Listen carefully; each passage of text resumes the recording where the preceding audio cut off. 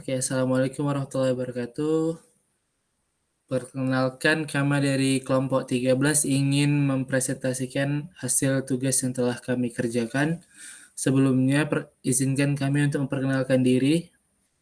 Yang pertama ada Willy Nardo, kemudian ada Tiara Amalia, kemudian ada saya Muhammad Bagus Prastia, dan ada Ian Arya Sasitorus, dan terakhir ada Siti Rahmayani. Untuk slide pertama, izinkan saya untuk memaparkan lebih dahulu. Next. Oke, yang pertama, profil pertama, Mark Elliot Zuckerberg. Lahir 14 Mei tahun 1984. Ia adalah seorang pemrogram komputer dan pengusaha internet. Dikenal karena menciptakan situs jejaring sosial yang bernama Facebook. Ia menciptakan bersama temannya. Yang dengan itu ia menjadi pejabat eksekutif dan sekaligus menjadi presiden. Facebook pun didirikan sebagai perusahaan swasta pada tahun 2004. Dan itu didirikan oleh Zuckerberg dan teman sekelasnya, yaitu Dustin Moskovitz, Eduardo Severin, dan Chris Hodge, ketika menjadi mahasiswa di Universitas Harvard. Next. Kemudian ada latar pendidikan dari Mark Zuckerberg. Ia menempuh pendidikan menengahnya di Phillips Exeter Academy, dan di masa ini ia bersama seorang temannya mampu menciptakan aplikasi plugin yang mampu menghimpun dan membuat playlist lagu berdasarkan kesukaan pengguna. Ia pun melanjutkan pendidikan dengan kuliah di Harvard dengan jurusan spesialisasi komputer dan pemrograman. Nah, dari sinilah berawal mulai membangun Facebook hingga akhirnya dia di-DO oleh kampus karena lebih konsentrasi pada proyek yang ia buat. Ketika kuliah di Harvard, Mark mendapatkan ide membuat buku direktori mahasiswa online. Hal tersebut dilatar belakangi karena pihak kampus tidak membagikan buku mahasiswa yang memuat foto dan identitasnya, disebut Facebook, sebagai ajang perkenalan antar pelajar baru. Next. Facebook. Facebook menghubungkan kita dengan orang terdekat. Melalui jaringan sosial buatan Zuckerberg, Facebook menghubungkan kita dengan sahabat serta keluarga, bahkan dengan orang yang belum pernah kita temui sekalipun. Facebook pun membuat lintas pertemanan semakin banyak. Kemudian ada internet.org yang juga dari Facebook. Akses internet gratis dengan internet.org. Melalui internet.org, Zuckerberg berambisi membuat dunia menjadi online dalam ajang Mobile World Congress 2014 di Barcelona. Mark mengatakan bahwa tahun depan Facebook akan mencari 3 atau 5 perusahaan lagi yang benar-benar serius ingin menghubungkan semua orang dengan layanan gratis internet.org. Next.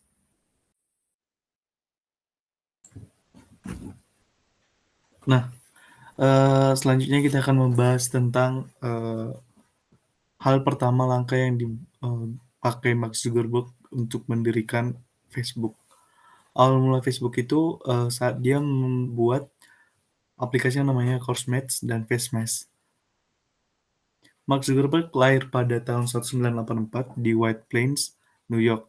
Sejak kecil, Mark suka dengan komputer, mulai dari hanya menggunakannya hingga belajar membuat program-program komputer.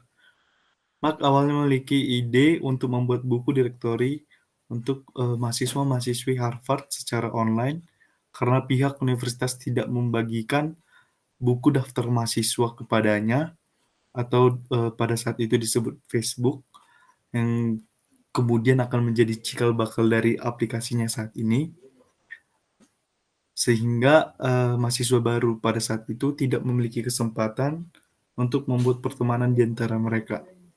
Nah, dari sinilah cikal bakal proyek pertama yang bernama CourseMates muncul. CourseMates sendiri hanya diperuntukkan untuk teman-teman sekelasnya Mark yang mengambil mata kuliah yang sama untuk saling mengenal serta berkomunikasi dengan yang lain. CourseMates tidak berjalan seperti yang diharapkan karena terbatas hanya pada mahasiswa yang mengambil mata kuliah tertentu. Kemudian dia mencoba untuk membuat FaceMash.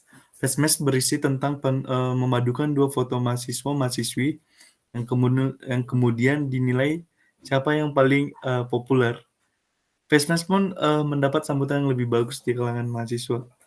Namun di tahun keduanya di Harvard, demi FaceMesh, Mark meretas data mahasiswi Harvard dan kemudian memasukkan data tersebut beserta fotonya di website FaceMesh tersebut. Ada banyak foto temannya yang dipajang di FaceMesh. Tak butuh waktu lama, hanya beberapa jam saja, terdapat 450 orang dalam waktu yang sama mengunjungi situs tersebut, dan ada sekitar 22.000 foto yang dibuka oleh pengunjung. Usai kejadian itu, Mark disidang oleh pihak kampus karena dianggap telah mencuri data mahasiswa yang lain. Mark kemudian meminta maaf bagi mereka yang fotonya dipajang di FaceMesh.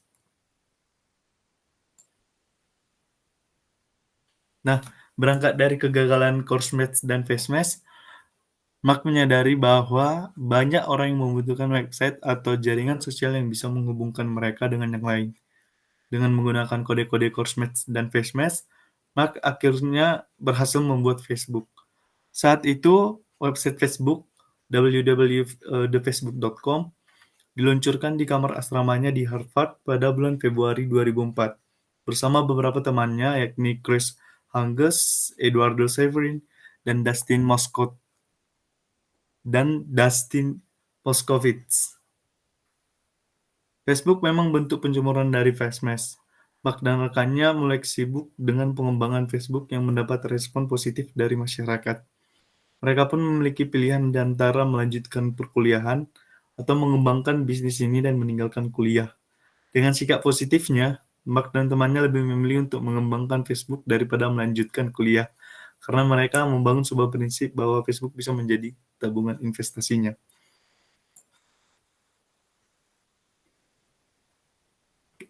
Oke, selanjutnya kita akan membahas tentang Google. Google adalah sebuah perusahaan multinasional yang berasal dari Amerika Serikat yang berkekhususan pada penyediaan jasa dan produk internet. Produk-produk tersebut meliputi teknologi pencarian, komputasi web, perangkat lunak, dan periklanan daring. Google didirikan oleh Larry Page dan Sergey Brin.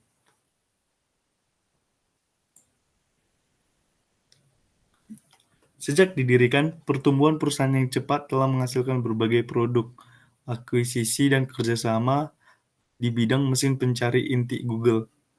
Perusahaan ini menawarkan perangkat lunak produktivitas daring ataupun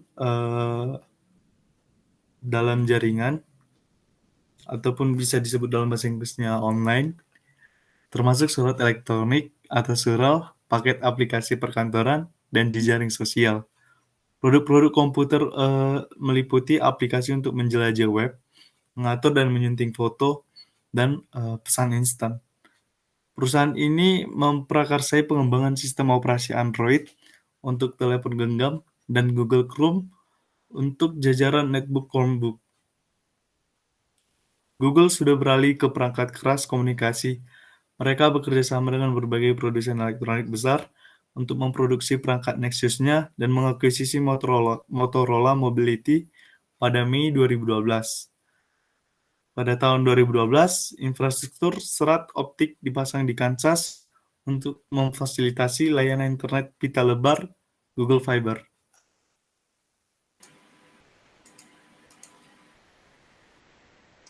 Selanjutnya saya akan membahas mengenai kontribusi Google ke teknologi informasi pada masa ini. Jadi dari Google sendiri membantu para programmer seperti membuat suatu framework Flutter, TensorFlow, Android, dan Firebase dan AngularJS. Flutter sendiri merupakan framework untuk membantu membangun aplikasi multi-platform oleh banyak orang programmer sendiri. Sedangkan TensorFlow merupakan suatu framework yang membantu programmer dalam membuat algoritma machine learning. Dan juga Android, ada juga Android yang membantu programmer dalam membuat aplikasi seperti di aplikasi mobile. Lalu Firebase membantu para programmer dalam membuat dan mendeploy aplikasinya ke dalam bentuk publik. Dan juga ada AngularJS, merupakan suatu framework untuk web yang membantu para programmer dalam membuat website berdasarkan framework AngularJS. Selanjutnya, tantangan Google pada masa awal itu dulu Google dimulai dari suatu garasi kecil yang pertama kali dirilis internet. Perjalanan Google ke internet itu merupakan waktu yang panjang hingga sekarang. Pada masa awal itu Google memiliki banyak kendala seperti kesulitan mencari inovasi dan teknologi di masa-masa saat itu. Dan juga kekurangan perangkat-perangkat yang tidak tersedia seperti masa sekarang. Dan sekarang Google sudah menjadi perusahaan paling besar secara internasional. Selanjutnya, Google membuat suatu solusi-solusi yang membantu bagi dunia seperti membuat suatu Google Mail, Gmail dalam mengirim pesan surel, dan juga ada juga kalender dalam mengatur jadwal, dan Drive untuk menyimpan banyak data-data. Lalu ada juga Google Meet dalam membantu video conference seperti pada masa kini. Di dalam masa pandemi, Google membantu dalam mempertemukan orang walaupun secara online. Selanjutnya, produk-produk Google yang dihasilkan yaitu YouTube, yang membantu dalam membuat sebagai penyedia platform video, yang membantu orang juga untuk mengupload video dan menyebarkan video yang mereka upload. Juga ada Chrome dalam pencarian yang membantu orang-orang mencari dokumen-dokumen ataupun hal-hal yang ingin mereka cari seperti informasi yang terkini. Ada juga Google Play Store dalam dalam aplikasi-aplikasi yang sudah dibuat. Ada juga Google Mail yang seperti saya jelaskan tadi dalam mengirim pesan-pesan. Dan juga ada Google Translation yang membantu menerjemah bahasa-bahasa yang diinginkan oleh user. Ada juga Google Map yang membantu orang untuk mengetahui lokasi dan mencari lokasi yang diinginkan agar tidak tersesat. Selanjutnya mungkin akan saya dijelaskan oleh Tiara. Dipersilakan kepada Tiara. Baik, terima kasih. Selanjutnya saya akan menjelaskan tentang salah satu startup yang ada di Indonesia, yaitu Tokopedia. Tokopedia ini adalah salah satu startup yang berada di bidang jual beli. Nah, sejarah Tokopedia dimulai dari Tokopedia merupakan perusahaan perdagangan elektronik atau sering disebut dengan toko daring. Sejak didirikan tahun 2009, Tokopedia telah bertransformasi menjadi sebuah unicorn yang berpengaruh tidak hanya di Indonesia tetapi juga di Asia Tenggara. Seperti yang diketahui, unicorn adalah salah satu perusahaan yang sudah diakui oleh banyak orang dan sangat sulit untuk mendapatkan unicorn. Hingga saat ini, Tokopedia termasuk salah satu marketplace yang paling banyak dikunjungi oleh masyarakat Indonesia. Tokopedia juga didirikan oleh William Tanuwijaya dan Leontinus Alva Edison pada 6 Februari 2009. Pada 17 Agustus 2009, mereka meluncurkan Tokopedia dengan misi pemerataan ekonomi secara digital. Selama Tokopedia berdiri, sudah banyak penghargaan yang didapatkan. Beberapa di antaranya adalah Marketeers of the Year, yaitu Tokopedia terpilih menjadi Marketeers of the Year untuk sektor e-commerce pada acara Markus Conference yang didirikan oleh Markus Inc. pada tahun 2014. Penghargaan ini didapat karena Tokopedia telah memberikan kontribusi dalam mengembangkan bisnis online di Indonesia. Selanjutnya ada Best Company in Customer Industry, yaitu menjadi jembatan yang menghubungkan jutaan masyarakat yang ingin menciptakan peluang. Tokopedia mendapatkan penghargaan sebagai Best Company in Customer Industry dalam ajang Indonesia Digital Economy Award 2016. Yang ketiga ada Young Global Leader. Pada tahun ke-7 Tokopedia berdiri, William Tanuwijaya sebagai CEO dan co-founder Tokopedia terpilih untuk mewakili Indonesia sebagai Young Global Leader pada World Economic Forum.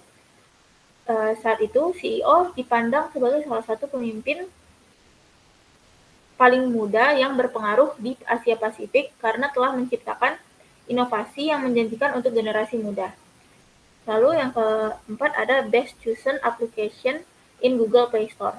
Pada tahun 2018, untuk pertama kalinya aplikasi buatan anak bangsa masuk ke dalam kategori Android Excellence App. Saat itu, aplikasi Tokopedia unggul dalam bidang desain, user experience, dan performa teknologi pada sebuah aplikasi. Selanjutnya akan dijelaskan oleh Siti.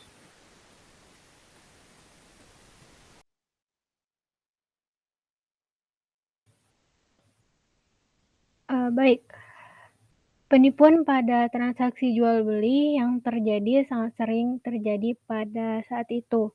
Pembeli yang merasa tertipu melakukan komplain terhadap forum, namun sudah bisa ditebak hasilnya. Apapun yang sudah terjadi akan susah diperbaiki. Begitupun dengan penipuan yang jika sudah terjadi atau uang pembeli sudah berada di tangan pelaku atau oknum penjual. Masalah penipuan jual-beli online ini menjadi masalah yang serius, terutama terhadap kepercayaan pembeli. Transaksi jual-beli online yang seharusnya memiliki banyak keunggulan dari jual-beli konvensional terancam oleh ancaman penipuan. Ide mengetas ancaman menjadi peluang merupakan ide bisnis yang sederhana, namun memiliki pengaruh yang luar biasa terhadap diterimanya Tokopedia oleh masyarakat.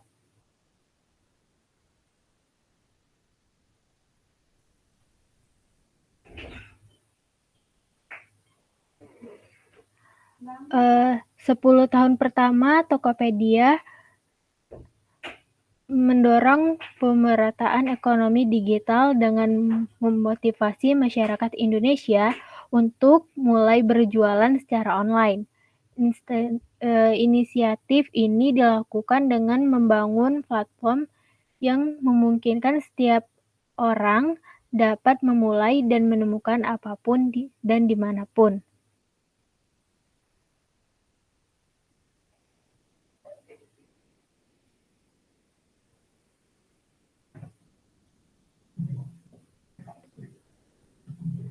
Nah, di sini ada pun investasi, asuransi, dan peminjaman, kemudian ada pajak dan tagihan.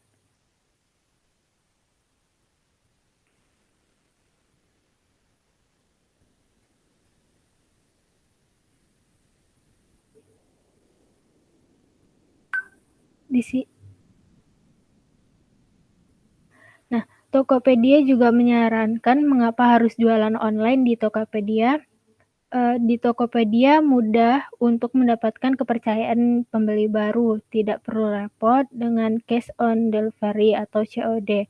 Pembeli akan merasa aman berbelanja produk berkat fasilitas rekening bersama dari Tokopedia. Tokopedia juga memberikan layanan verifikasi pembayaran otomatis sehingga penjual bisa fokus pada perkembangan bisnis online tanpa harus direpotkan dengan verifikasi pembayaran manual yang ribet dan berisiko kesalah.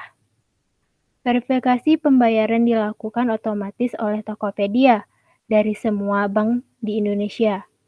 Tokopedia juga terhubung ke berbagai logistik, tidak perlu lagi membalas pesan seputar biaya ongkos kirim. Tokopedia ini terhubung ke logistik terbesar Indonesia.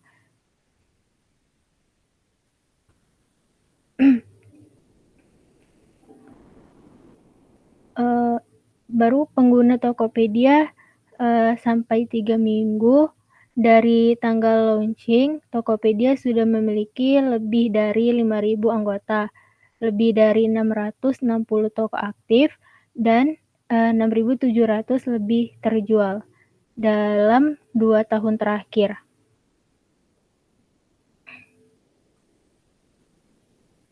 Lanjut, Will.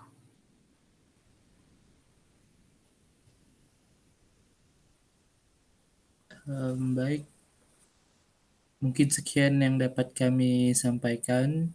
Semoga penjelasan yang kami berikan dapat diterima dan diserap dengan baik oleh para pendengar. Jika ada salah kata atau salah informasi dari kami mohon maaf. Terima kasih dari kelompok 13. Assalamualaikum warahmatullahi wabarakatuh.